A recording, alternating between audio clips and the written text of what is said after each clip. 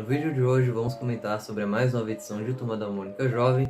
Eu estou me referindo à edição de número 11 da terceira série, intitulada de Tempestade. Então, sem mais delongas, e bora lá para o vídeo de hoje.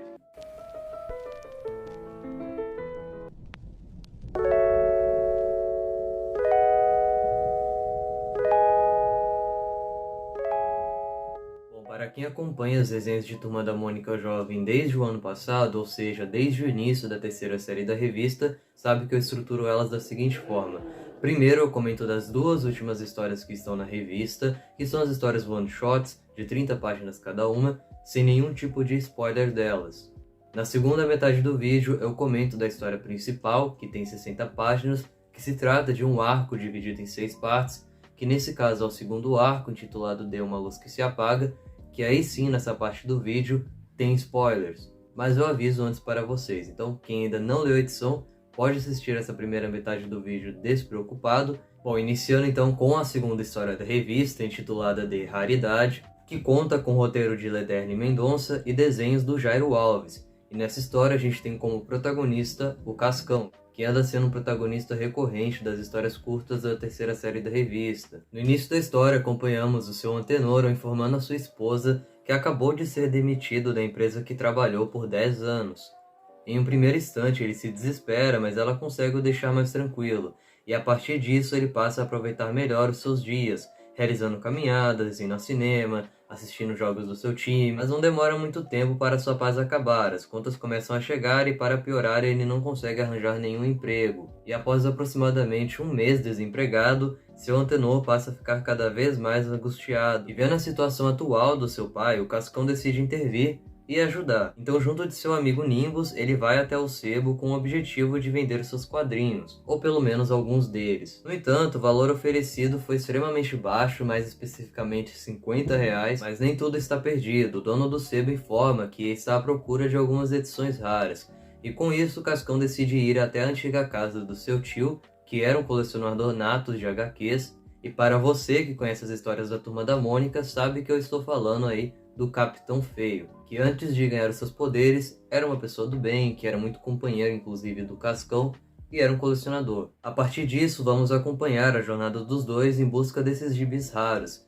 Tudo isso com o objetivo de ajudar na renda da família do Cascão. Bom, fazendo algumas considerações aqui para vocês, eu confesso que as minhas expectativas para essa história não estavam lá muito altas. Felizmente, eu me surpreendi positivamente. Eu gostei do tema que decidiram abordar, que é a instabilidade financeira da família, e mesmo tratando de um assunto bem pé no chão, a história tem um tom aventuresco ao mostrar Cascão e Nimbus dentro do antigo esconderijo do Capitão Feio. O único ponto negativo que eu encontrei foi no como as coisas se resolveram de modo abrupto. Creio que se a história tivesse mais páginas, o desenvolvimento dos acontecimentos finais teriam sido bem melhores. Ou seja, uma história com uma temática interessante, mas com um desenvolvimento que peca no final. Contudo, eu consegui me divertir bastante durante a história. Bom, indo agora para a história que encerra a edição, o Cebola Saem de Férias, que conta com o roteiro do Daniel Mausen e novamente desenhos do Jairo Alves. Os grandes protagonistas dessa história serão Cebola e sua família.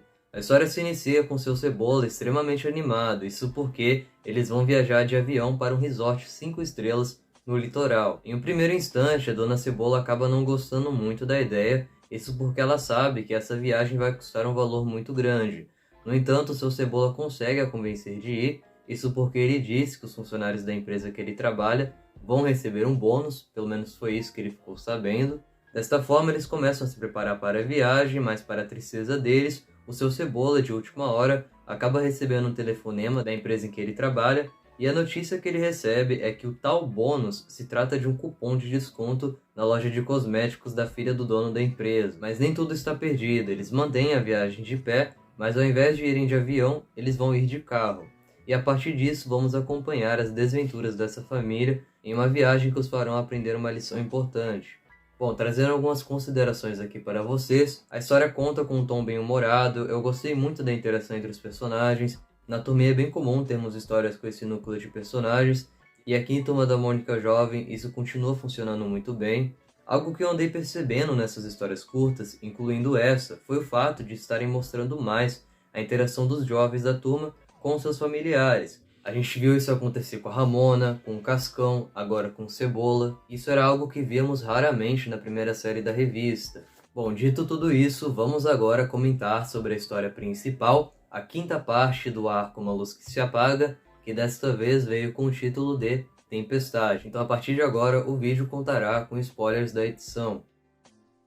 O roteiro continuou por conta do Marcelo Cassaro, no entanto os desenhos dessa vez foram feitos pela Roberta Pares. A história se inicia com um diálogo entre a ceifeira e a morte. Parece que a ceifeira se afeiçoou aí à turma e observou como eles são gentis, e por conta disso ela se precipitou e falou para eles se prepararem para a perda, dando diversos sinais, como a gente pôde ver nas edições anteriores. Acontece que as ceifeiras não têm permissão para fazer esse tipo de advertência. De qualquer forma, ela vai cumprir a sua função que a morte lhe deu. Após essa introdução, com um pequeno diálogo entre as duas, acompanhamos a turma passando um tempo maior com seus pais, e a todo momento reafirmando o quanto os amam, o como eles são importantes para eles. A turma eu me refiro ao nosso quinteto principal, que são os únicos que sabem dessa tal morte que pode ocorrer em breve. É visível como eles estão apreensivos com o aviso que a ceifeira lhes deu. Afinal, a qualquer momento um deles pode morrer, e não tem como se preparar mentalmente para isso. Nos últimos dias estão ocorrendo tempestades constantes no Limoeiro, e em meio a um desses temporais, observamos um diálogo entre o casal Mônica e Cebola. Eles acabam compartilhando seus medos em relação à morte anunciada pela ceifeira, e é um diálogo muito bonito de se ver. Nele fica evidente como os dois personagens amadureceram. A conversa é interrompida no instante em que Mônica avista Irene, e Cebola incentiva ela a conversar com a garota. A Mônica fica um tanto quanto relutante, mas vai até ela determinada a buscar uma reconciliação. Mônica pede para que Cebola espere ela, no entanto isso não será possível, isso porque ele está com um plano em mente, prestes a colocar em prática. Bom, ao chamá-la, Irene foge de medo de Mônica por conta da última conversa que tiveram. No entanto, Mônica não desiste e corre atrás dela. Ao alcançá-la, ela abraça e põe para fora tudo o que está pensando, e termina se desculpando e pedindo para Irene ser a sua amiga. Como esperado, Irene fica confusa, Mônica diz que ela não precisa respondê-la agora, complementando que vai aceitar a sua decisão, seja ela qual for. E na página seguinte passamos a acompanhar Cebola colocando seu plano em prática. Ele vai até o velho estacionamento em que Cascão fez o seu arriscado duelo de parkour com Tony, em que ele quase se acidentou, e também ao local em que o seu antenor teve um colapso que o deixou hospitalizado. Dessa forma, acompanhamos Cebola indo até o topo do prédio do estacionamento, chegando até a beirada, ameaçando se jogar lá de cima, e imediatamente, no mesmo instante, a ceifeira aparece, desta vez com o rosto de Mônica, e ela sabe o que ele pretende fazer e diz que o seu plano não vai funcionar. Ela diz que ele está blefando e sabe que ameaçou de se jogar só para atraí-la. Bom, mas isso ele conseguiu, ela foi até ele. Nele fica evidente que a ceifeira está arrependida de ter se manifestado antes do momento certo, deixando vários sinais anunciando a morte de um deles. Ela também o informa que ela não é a única ceifeira, existem várias, e todas são ajudantes da morte. Acontece que toda vez que um duplo aparece, como aconteceu com seu antenor, é porque a ceifeira não aguentou ficar sem fazer nada e interviu tentando avisar de alguma forma que alguém iria morrer. Ela decide cortar o assunto no meio, pois sente que já falou demais. No entanto, Cebola insiste e pede para ela esperar e acaba propondo uma troca. Ele pede para ela levá-la no lugar de quem está destinado a morrer, mas isso não é permitido, não é possível evitar a morte de alguém. E ela diz que os outros da turma também já tinham feito essa proposta, mostrando mais uma vez como eles são corajosos e são unidos, é uma turma bem unida, e todos eles estavam dispostos a se sacrificar para salvar um amigo. Enquanto isso, a Magali também está tentando conversar com uma outra ceifeira, propondo essa troca também de se sacrificar no lugar de quem vai morrer, e a tempestade está cada vez mais forte, e em meio a tantos raios, ela acaba se lembrando de alguém. Ela liga uma conversa que teve com a Ramona dias antes, onde ela estava mostrando uma árvore gigante para a Magali, e esta árvore estava cheia de cicatrizes, que informava que ela foi atingida várias vezes por um raio, e com isso ela acaba ligando os pontos e descobre quem é a pessoa que vai morrer. E ela sabe que essa morte vai acontecer naquele instante, então desesperada, ela acaba ligando para a turma, informa para eles que sabe quem vai morrer, e não pensa duas vezes e vai até o Jardim Botânico em busca de Ramona para tentar salvá-la. Eles conseguem avistar Ramona, até chamam o nome dela. No entanto, o raio cai bem no momento em que eles chegam, E a edição termina com uma última cena bem impactante da Ramona sendo atingida por este raio e possivelmente morrendo. Sem dúvidas, essa é uma das edições que mais tem carga dramática em Turma da Mônica Jovem. Ela toca em um assunto delicado, que é a morte e o medo que todos têm dela, e o como cada um deles vai lidar com isto. Então é uma situação bem desesperadora. Sinto que em alguns momentos o roteiro não consegue transmitir esse sentimento de apreensão realmente por parte dos personagens, porque é uma situação muito desesperadora de fato.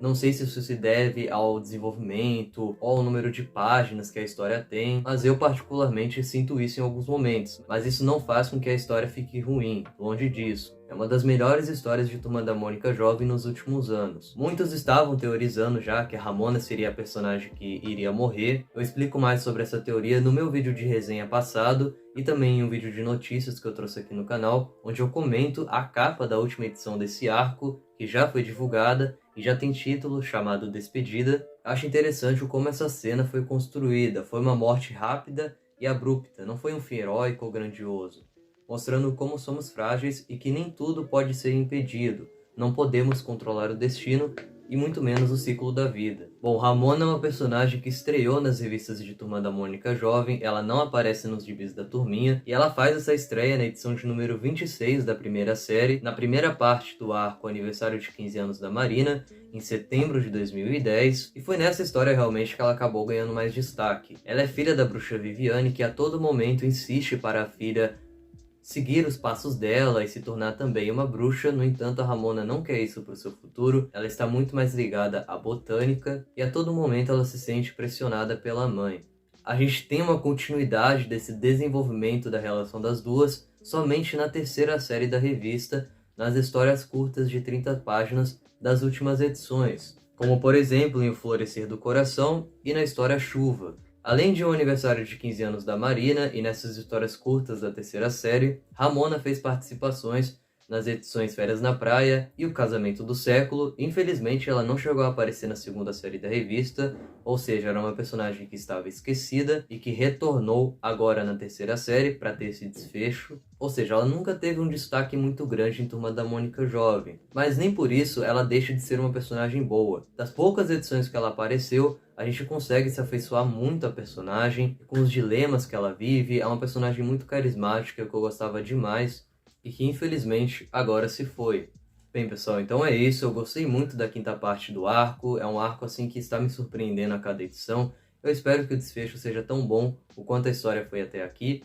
Agora eu quero saber de vocês, o que vocês acharam desta edição, estão gostando desse arco, tem alguma observação para fazer esse vídeo? Fique à vontade aí nos comentários, eu vou ficando por aqui, até uma próxima e tchau!